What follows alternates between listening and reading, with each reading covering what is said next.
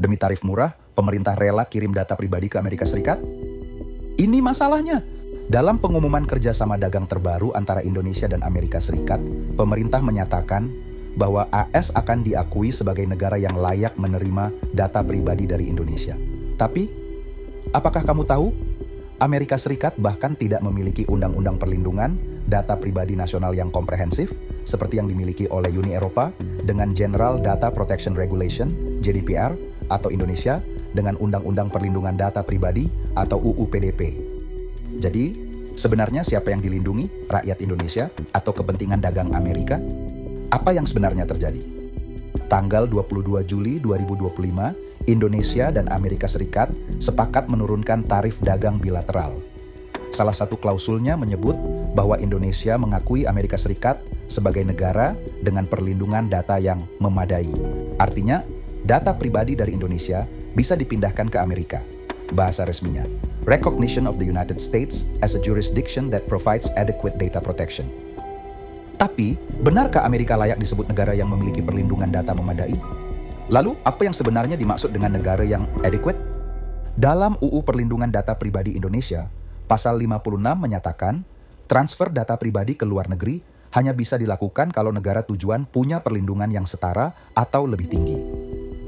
Di Eropa, daftar negara yang disebut adequate sangat ketat. Jepang, Korea Selatan, Swiss, dan bahkan Amerika Serikat hanya diakui secara terbatas, itu pun hanya untuk perusahaan yang bersertifikasi di bawah skema khusus bernama Data Privacy Framework. Perlu diketahui, dua perjanjian sebelumnya antara Amerika Serikat dan Uni Eropa, yaitu Safe Harbor dan Privacy Shield, telah dibatalkan oleh Mahkamah Eropa karena dianggap tidak memberikan perlindungan yang setara dengan GDPR, terutama karena data warga Eropa di Amerika Serikat dapat diakses lembaga intelijen tanpa pengawasan yang memadai. Jadi, pengakuan atas adekuasi bukan basa-basi diplomatik. Ini menyangkut HAM, keadilan digital, dan kedaulatan informasi.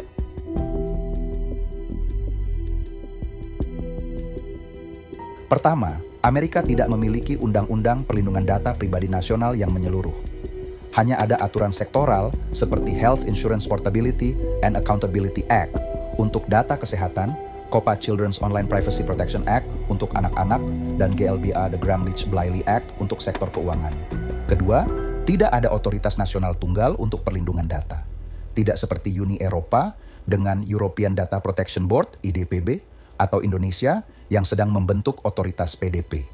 Ketiga, lembaga intelijen Amerika punya akses luas terhadap data warga dan perusahaan tanpa mekanisme pengaduan publik yang kuat. Edward Snowden sudah membuktikan ini sejak 2013. Dan sekarang, kita mau percaya begitu saja?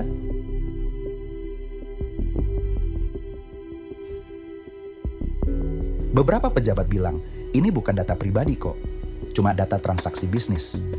Tapi tahukah kamu, justru data transaksional adalah bahan mentah paling berharga dalam ekonomi digital. Dari pola transaksi, bisa diketahui siapa beli apa, kapan, dari siapa. Ini bisa dipakai untuk menyusun strategi menyerang pasar lokal. Bisa digunakan oleh korporasi besar untuk menjatuhkan pesaing. Dan jika data ini dipakai untuk melatih AI prediktif di luar negeri, nilai tambahnya tidak pernah kembali ke Indonesia.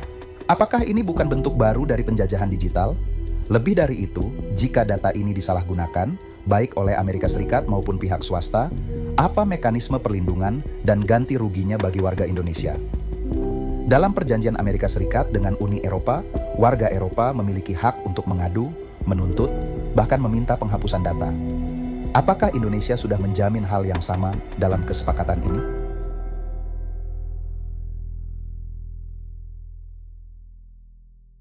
Pertama, pemerintah wajib menjelaskan secara rinci data apa yang dikirim, untuk tujuan apa, siapa penerima akhirnya. Kedua, harus ada mekanisme pengawasan independen dan tidak cukup jika hanya dikendalikan oleh Kementerian Ekonomi.